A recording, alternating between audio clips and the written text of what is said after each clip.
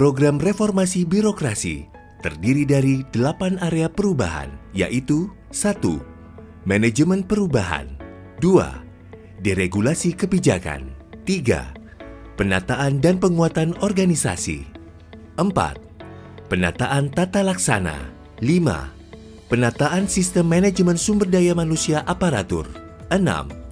Penguatan akuntabilitas, 7. Penguatan pengawasan, dan 8. Peningkatan kualitas pelayanan publik. Dalam rangka implementasi 8 area perubahan tersebut, Direktorat Jenderal Kefarmasian dan Alat Kesehatan yang selanjutnya disingkat Ditjen Farmalkes telah melaksanakan berbagai kegiatan antara lain dilakukannya penyederhanaan birokrasi melalui penyetaraan jabatan administrasi ke dalam jabatan fungsional serta peralihan dari jabatan pelaksana teknis atau jabatan administrasi ke jabatan fungsional melalui jalur in-passing nasional. Ditjen Farmalkes telah menggunakan sistem informasi persuratan secara elektronik untuk disposisi surat masuk dan menggunakan tata naskah dinas elektronik sehingga sistem administrasi persuratan dapat lebih cepat dan efisien. Pelaksanaan capacity building sebagai upaya internalisasi dan membangun budaya kinerja yang positif. Menginisiasi pembangunan sistem pengelolaan obat dan BMHP secara digital melalui Digital Inventory Nasional atau DIN sebagai sistem yang mendukung pengelolaan rantai pasok obat dan BMHP nasional yang terintegrasi, handal, dan akuntabel. Melaksanakan kegiatan pembinaan secara daring seperti webinar pelayanan kefarmasian dan asistensi aplikasi e-report secara virtual. Selain itu, dalam menerapkan perizinan, berusaha yang efektif dan efisien dilaksanakan menggunakan aplikasi perizinan terintegrasi atau online single submission dan digital signature. Sebagai upaya respon cepat untuk memfasilitasi masyarakat dalam penanganan pengaduan pelayanan dan konsultasi, penanganan pengaduan dan konsultasi dapat dilakukan baik melalui unit layanan terpadu maupun melalui berbagai platform yang dapat diakses masyarakat dengan mudah seperti email, WhatsApp helpdesk, sosial media, dan juga website. Untuk menjaga mutu dari alat kesehatan yang telah diberikan izin edar, Ditjen Farmalkes melakukan inspeksi sarana dan produk alat kesehatan secara berkala. Tidak hanya itu, untuk meningkatkan kualitas layanan, Dirjen Farmalkes juga melakukan survei kepuasan pelanggan melalui link yang disediakan di dalam aplikasi perizinan dan ISO di lingkungan Ditjen Farmalkes.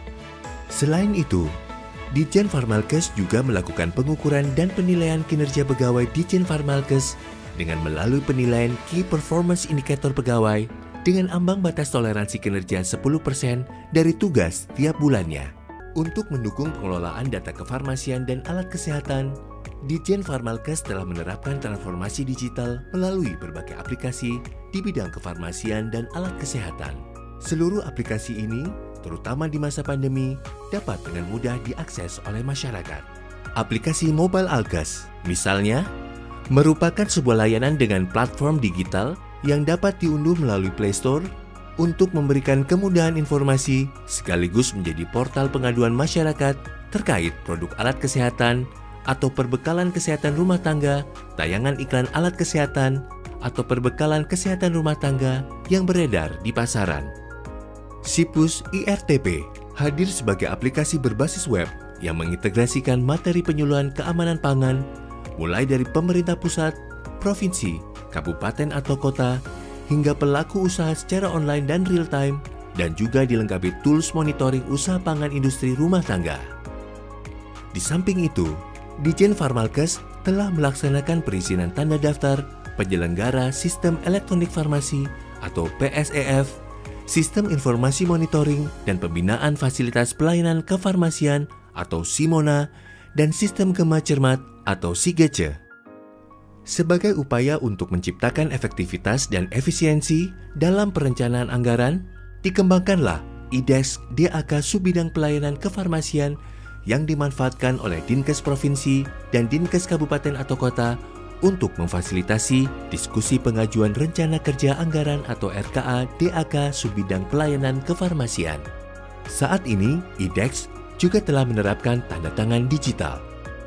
pengelolaan data dan informasi sarana produksi dan distribusi kefarmasian dan alat kesehatan, serta profil instalasi farmasi di seluruh Indonesia dilakukan melalui aplikasi Simada yang kemudian laporannya ditayangkan dalam dashboard Simada untuk dapat diakses oleh masyarakat. Atas peranannya dalam melakukan percepatan pelayanan impor barang untuk keperluan penanggulangan COVID-19, Ditjen Farmalkes mendapatkan penghargaan World Customs Organization Certificate of Merit pada tahun 2021 ini. Tidak hanya melakukan percepatan pelayanan impor, Ditjen Farmalkes ikut melakukan pengawalan terhadap produk impor seperti mengawal kedatangan vaksin Sinovac, vaksin AstraZeneca, vaksin Moderna, dan vaksin Pfizer di Indonesia. Dalam membantu menangani pandemi COVID-19, Ditjen Farmalkes juga turut serta dalam melakukan pendistribusian obat dan logistik vaksinasi COVID-19 ke instalasi farmasi provinsi, melaksanakan percepatan vaksinasi COVID-19, serta menghadirkan dukungan telemedicine bagi masyarakat. Ditjen Farmalkes melakukan koordinasi intensif melalui daily meeting dengan industri farmasi, PPF, jaringan apotek, rumah sakit, dan instansi pemerintah lintas sektor seperti Kementerian Luar Negeri, Kementerian Keuangan, Badan Riset dan Inovasi Nasional untuk memastikan pasokan obat, vaksin, oksigen, dan perbekalan kesehatan lainnya mencukupi selama masa pandemi. Dalam rangka memudahkan akses terhadap data ketersediaan obat COVID-19, Ditjen Farmalkes menyediakan sistem Pharma Plus yang memuat informasi ketersediaan obat COVID-19 di apotek dan sistem e-report PBF obat COVID-19 yang memuat informasi ketersediaan obat COVID-19 di sarana distribusi pedagang besar farmasi bagi apotek maupun rumah sakit sebagai strategi dalam meningkatkan akses, ketersediaan, dan pemerataan obat COVID-19 bagi masyarakat.